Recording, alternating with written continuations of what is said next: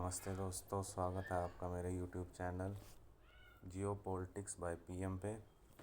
आज हम बात करेंगे फ्यूल के बारे में। जो नया फ्यूल आया है E20 और E85, तो हम उसके बारे में बात करेंगे। तो चलिए शुरू करते हैं। सबसे पहले तो आप जैसे जानते ही हैं कि जो फ्यूल है उसके डिफरेंट वेरिएंट होते हैं, जैसे हम यूज़ करते हैं। जैसे पेट्रोल हो गया, डीज़ल हो गया, ये आते हैं फॉसिल फ्यूल के अंदर में, जो हमें डायरेक्ट पृथ्वी के अंदर से मिलते हैं। और इसके बाद आते हैं बायोफ्यूल्स आते हैं, या अल्टरनेटिव लिक्विड जिनको बोला जाता है। और उसके साथ में गैसियस फ्यूल आते हैं जिसमें गैस वगैरह होती है, सीएनजी, एलपीजी, हाइड्रोजन वगैरह। और जो नई टेक्नोलॉजी है ये उसमें इलेक्ट्रिक और हाइब्रिड टेक्नोलॉजी जो है वो व्हीकल हम यूज़ करते हैं। तो शुरू से शुरू करते हैं। पेट्रोल और डीज़ल तो जैसे आप जानते ही हैं कि पृथ्वी से बड़े बड़े तेल के कुएं डालकर फ्यूल निकाला जाता है, फिर उसके प्रोसेस होता है, उसके बाद हमें पेट्रोल मिलता है, डीज़ल मिलता है, और भी कई चीज़ें मिलती हैं। हर एक व्हीकल का अलग एक फ्यूल होता है। जैसे कि पेट्रोल व्हीकल के अंदर में पेट्रोल वगैरह यूज़ होता है। डीज़ल व्हीकल जो हैवी होते हैं, जो आपका खेतों वगैरह में यूज़ होते हैं, या ट्रक वगैरह हो गए, उनके अंदर डीज़ल यूज़ होता है। और बाकी के जो हाई एफिशिएंसी फ्यूल हैं, जिस तरह से जेट हो गया और आपका एरोप्लेन वगैरह हो गया, मिसाइल वगैरह हो गई, उनके अंदर एक अलग टेक्नोलॉजी का फ्यूल यूज़ किया जाता है। तो अब जो नई टेक्नोलॉजी आई है जिसको हम बोल रहे हैं E85 या E20, एथेनॉल प्रोसेस करके जो फ्यूल बनाया गया है, जिसके अंदर में आपका जो गन्ना वगैरह मिलाया जाता है या फिर और जो चीज़ें मिलाई जाती हैं उससे ये बनता है। तो क्या ये टेक्नोलॉजी अभी आई है या ये टेक्नोलॉजी बहुत पुरानी है, तो उसके बारे में जानते हैं। तो आपको सबसे पहले मैं बता देता हूँ कि अभी तक जो इसको यूज़ करते हैं कंट्री हमारे अलावा, वो कंट्री हैं United state America, Brazil, European union, Thailand और कनाडा। और ये कब से यूज़ कर रहे हैं? यूनाइटेड स्टेट जो है वो यूज़ करता है E10, जिसके अंदर 10% जो होता है एथेनॉल होता है, और बाकी जो होता है आपका पेट्रोलियम होता है, मिक्स होता है ये। तो ये यूज़ कर रहे हैं आपका 1990 से, मतलब 1990 से, 1990 से। और यूरोपियन यूनियन जो यूज़ करती है वो भी यही करती है, E10 यूज़ करती है वो। थाईलैंड, कनाडा जो यूज़ करते हैं वो भी E10 यूज़ करते हैं। चाइना जो है वो भी E10 यूज़ करता है। पर यहाँ पे एक ध्यान देने वाली बात जो है जो आप नहीं जानते हैं, ब्राज़ील, जी हाँ, ब्राज़ील जो कंट्री है, साउथ अमेरिकन कंट्री है, वो यूज़ कर रहा है 1979 से एथेनॉल ऑयल यूज़ कर रहा है। शुगर कैन, जो गन्ना जिसको हम बोलते हैं, उसका यूज़ करके जो एथेनॉल बनाया गया है वो 1979 से यूज़ कर रहे हैं। तो और वो कौन सा फ्यूल यूज़ करते हैं? वो यूज़ करते हैं E25, E30, E85, E100, मतलब 100% जो है एथेनॉल ऑयल यूज़ करते हैं। उसके अंदर 1 से 2% जो होता है आपका पेट्रोल मिक्स होता है, और उसके लिए अलग से व्हीकल बनाए जाते हैं। और हमारे यहाँ पे ये टेक्नोलॉजी बहुत देर से आई है। जब हमें मतलब कि वो कहते हैं ना कि जब तक सर पे नहीं पड़ती तब तक किसी चीज़ पे आदमी ध्यान देता है, कुछ वो लगा लीजिए आप उस तरह से। मतलब कि हम कितने साल पीछे हैं उनसे, लगभग 45 ईयर पीछे हैं। अभी भी हमारे पास E85 है, E100 नहीं है। अभी हमें E100 में जाना है। तो इसका बेनिफिट क्या है और इसके लॉस क्या हैं? पेट्रोल जो है एक हाई एफिशिएंसी फ्यूल है जो टॉर्क बहुत ज़्यादा देता है, और ज़्यादातर व्हीकल में वही यूज़ होता है, और लोग ज़्यादा पसंद भी पेट्रोल को ही करते हैं। पर एथेनॉल जो है उसके अंदर थोड़ी सी टॉर्क कम हो जाती है, एवरेज थोड़ा कम देता है, पर उसका प्राइस जो है वो पेट्रोल से कम है, काफ़ी कम है। अभी जो लॉन्च हुआ है, E85 लॉन्च हुआ है, उसमें 20 रुपये का फ़र्क है पेट्रोल के प्राइस में और एथेनॉल E85 के जो प्राइस है उसमें 20 रुपये का डिफरेंस है।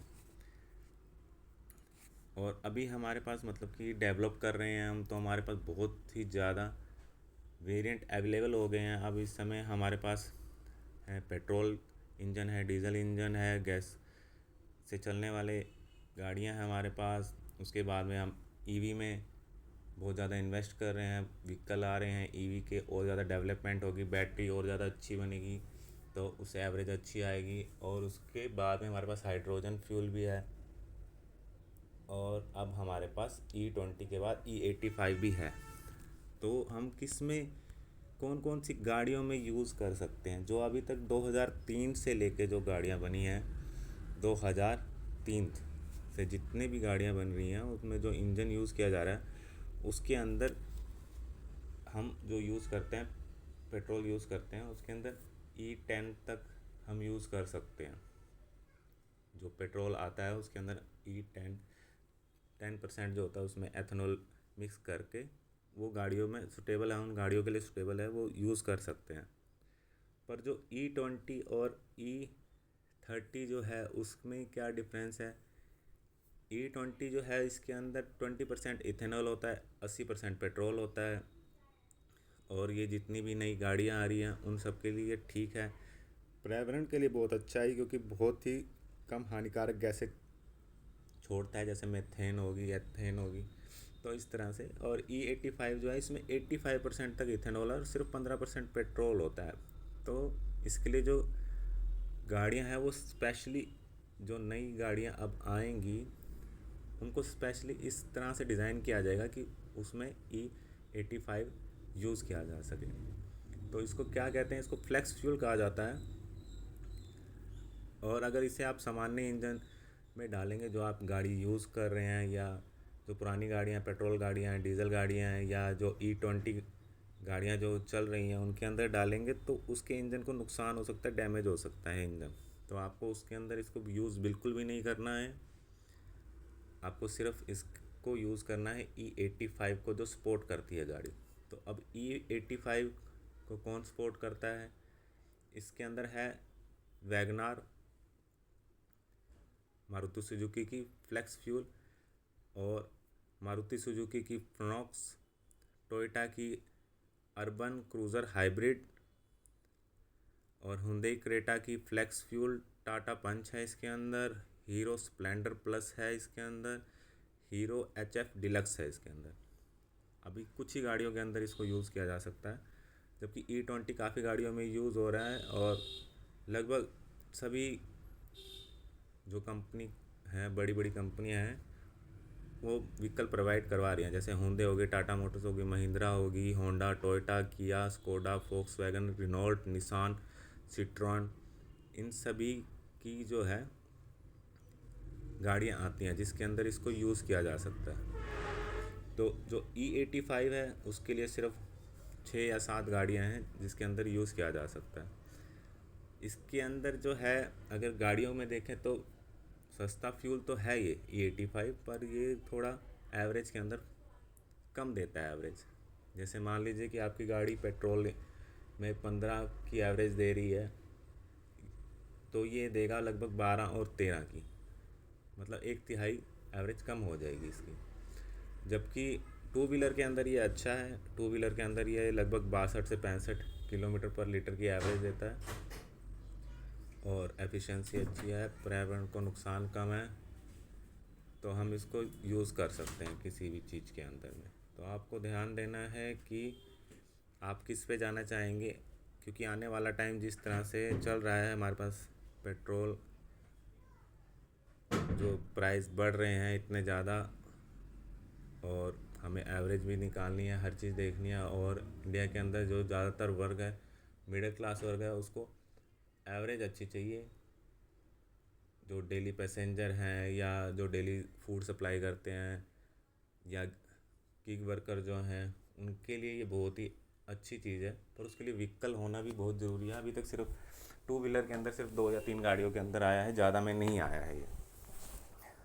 तो गवर्नमेंट इसके लिए प्रयास कर रही है कि जो नए इंजन है इस हिसाब से बनाए जाए ताकि ज़्यादा से ज़्यादा में ये यूज़ हो सके। और ज़्यादा इसकी एवरेज बढ़ाने के ऊपर भी काम चल रहा है। पर्यावरण के लिए अच्छा है, जो पर्यावरण साफ़ होगा, क्योंकि इंडिया में व्हीकल बहुत ज़्यादा है, पेट्रोल ज़्यादा खपत होता है, डीजल बहुत खपत होता है, तो उससे पर्यावरण को बहुत नुकसान होता है, फेफड़ों से संबंधित रोग होते हैं। और ये जो है एग्रीकल्चर के अंदर बहुत ही शानदार है। जो जितने भी आपके एग्रीकल्चर के व्हीकल हैं, हैवी व्हीकल हैं जो डीजल से चलते हैं, उसके अंदर ये बहुत स्पोर्टिव है, बहुत फ़ायदेमंद है। एक तो ये प्राइस में कम है, वहाँ पे आपके पैसे बचेंगे। दूसरा ये पावरफुल भी है और पर्यावरण को ज़्यादा नुकसान नहीं पहुँचाता है। तो इसलिए हमें इसमें जाना चाहिए, इलेक्ट्रिकल व्हीकल में जाना चाहिए, हमें E20 व्हीकल में जाना चाहिए, E85 में जाना चाहिए। और हमें कोशिश करनी चाहिए कि हम E2085 के साथ साथ E100 में जाएं। उसके लिए हमें चाहिए कि हमारी गवर्नमेंट इसमें प्रयास करें, हमारे साइंटिस्ट इसके अंदर प्रयास करें कि हम E100 में जाएं। हाइड्रोजन गाड़ियाँ भी हमारे पास हैं, उनके ऊपर भी काम चल रहा है, ट्रेन भी चल पड़ी है। और नितिन गडकरी लगातार कोशिश कर रहे हैं कि हाइड्रोजन व्हीकल भी डिमांड में है। अभी उनकी कॉस्ट बहुत ज़्यादा है, पर जितना ज़्यादा डिमांड आएगी धीरे धीरे, अभी डिमांड बहुत कम है, जैसे जैसे डिमांड बढ़ेगी वैसे वैसे सप्लाई बढ़ेगी तो रेट डाउन होंगे। जैसे गवर्नमेंट ईवी व्हीकल पे सब्सिडी देती है, या आप घर पे सोलर पैनल लगाते हैं उस पर सब्सिडी देती है, तो हम आने वाले टाइम में देख सकते हैं कि E20 और E85 व्हीकल के ऊपर भी सब्सिडी आने लगे। तो आज का टॉपिक यहीं ख़त्म होता है। उम्मीद है आपको पसंद आया होगा। अगर आपको पसंद आया है तो हमें लाइक कीजिए, सब्सक्राइब कीजिए और बेल आइकन दबाना ना भूलें। जय हिंद, जय भारत।